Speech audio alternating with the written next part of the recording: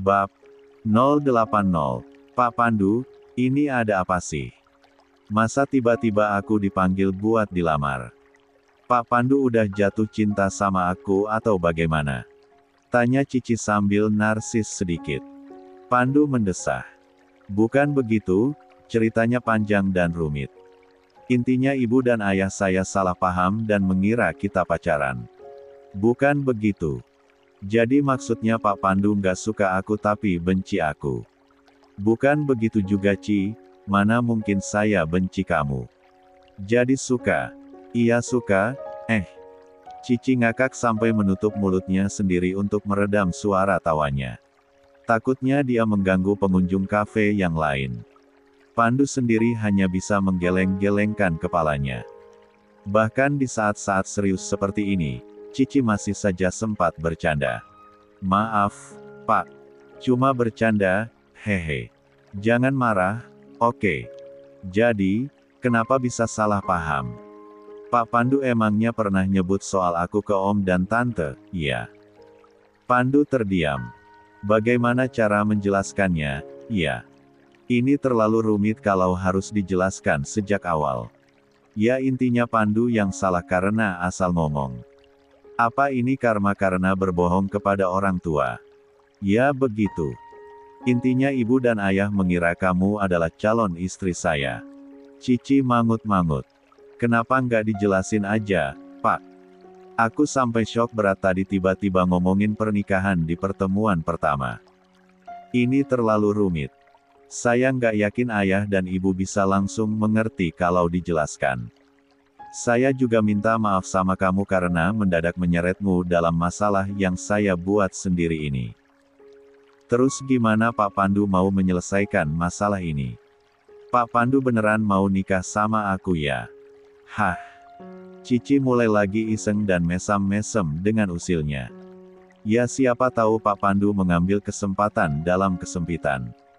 Karena Om dan Tante salah paham, sekalian aja gas nikahin aku. Mantap banget tuh. Pandu mengusap wajahnya. Cici, ini masalah serius. Kamu jangan bercanda dulu.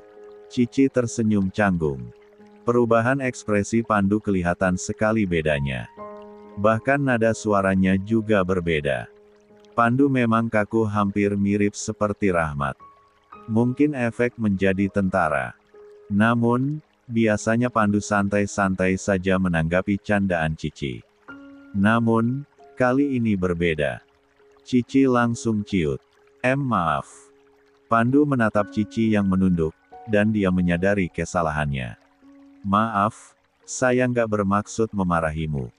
Saya hanya bingung. Ya udah Pak, kalau gitu mending jelasin aja yang sebenarnya.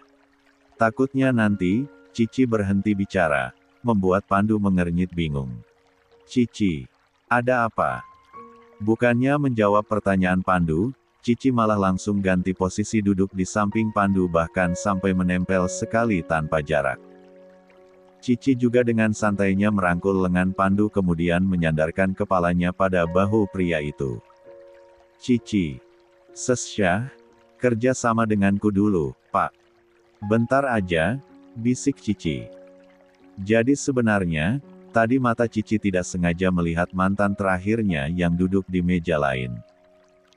Heran juga kenapa dia baru Rahmater sekarang, padahal jarak mejanya tidak terlalu jauh. Bangsatnya, si mantan itu sudah bersama dengan perempuan lain, yang Cici sendiri kenali satu fakultas dengannya. Padahal mereka belum lama putus. Bagaimana bisa secepat itu mendapatkan pengganti kalau bukan karena sejak awal selingkuh? Cici geram dan panas. Tidak, dia bukannya berharap kembali dengan sang mantan.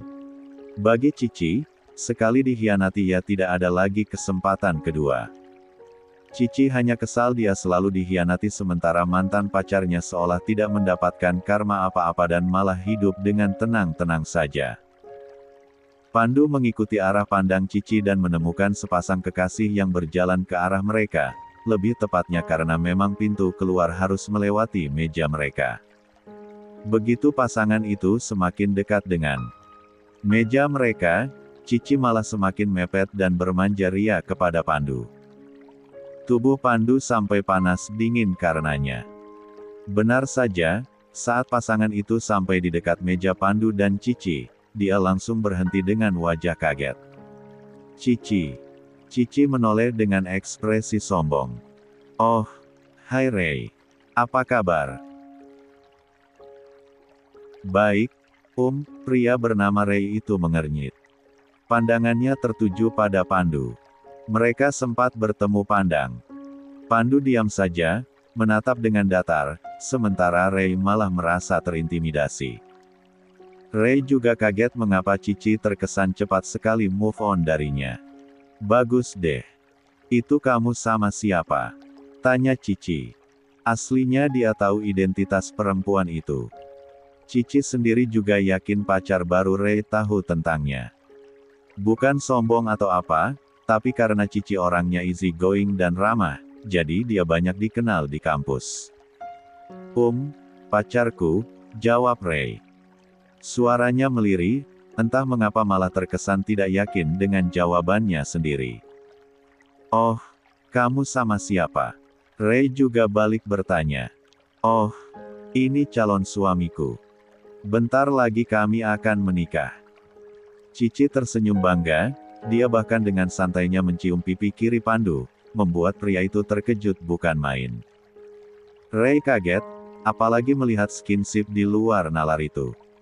Masalahnya, saat bersama Ray, Cici sangat membatasi skinship. Saat Ray hendak menjawab lagi, tiba-tiba orang tua Pandu sudah kembali dan bingung dengan kedatangan dua orang itu. Cici langsung berdiri dan terus berakting dengan natural.